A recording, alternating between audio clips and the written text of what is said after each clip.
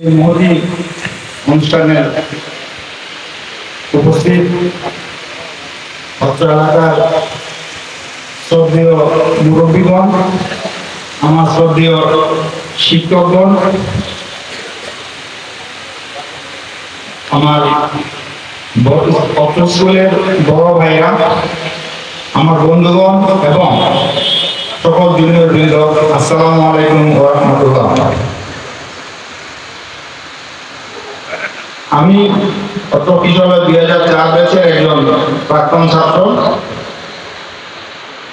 আমি স্কুলে পড়াশোনা শুরু করার পর থেকে 2002 সালে আমি ক্যাডেট কলেজে চলে যাই।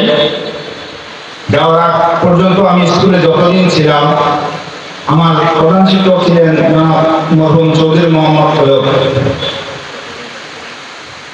সত্যি কথা বলতে আজকে ওনার স্মরণ সভায় কথা বলতে গিয়ে আমার নিজের বাকশক্তি আমি অনেকটুকু হারিয়ে ফেলেছি বলা যায়। কেননা আমার ব্যক্তিগত জীবনে এবং আমি আজ পর্যন্ত আমি যেখানে উপবিষ্ট বা যে পদে আমি আসীন হয়েছি, তার পেছনে এই শিক্ষাগুলোর মর্যাদা আমি আমার জীবন দিয়ে হলেও আমি কোনোদিন শোধ করতে পারবো না। এবং আমি নিজেকে এটার জন্য অপরাধী হিসেবে দেখি। কেননা আমি যখন স্কুল থেকে চলে গিয়েছি, তখন কিছুদিন পর তিনি এই স্কুল ছেড়ে, স্কুলের কার্যক্রম ছেড়ে স্কুল থেকে চলে যান। তখন ওনার প্রাক্তন ছাত্র হিসেবে এবং গর্বিত ছাত্র হিসেবে ওনার জন্য তখন কোনো কিছুই করতে পারি নাই।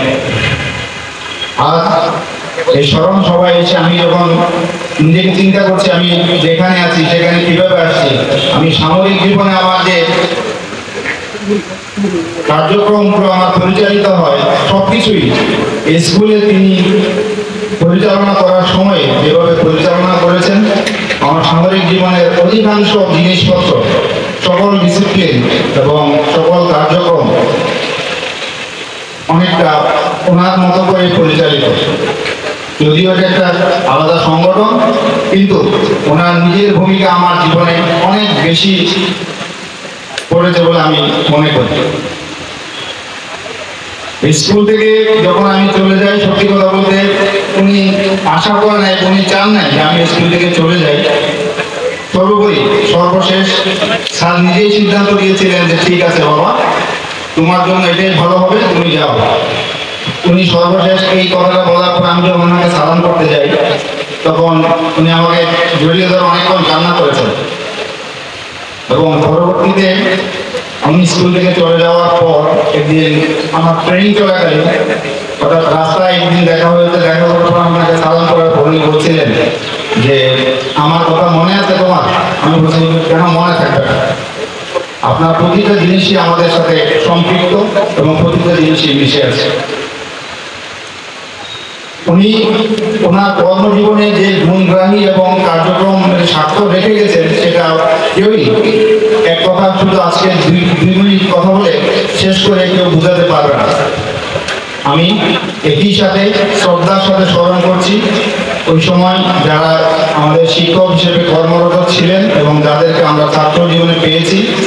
ইতিমধ্যে আমার বড় ভাই সোহেল ভাই অলরেডি কথা বলে গেছেন। অন্যান্য ছাত্রদের কথা, বিশেষ করে আমার শ্রদ্ধেয় আহমদ রেজা খান স্যারের কথা উনি বলে গেছেন, যার প্রতি আমি আজীবন কৃতজ্ঞ।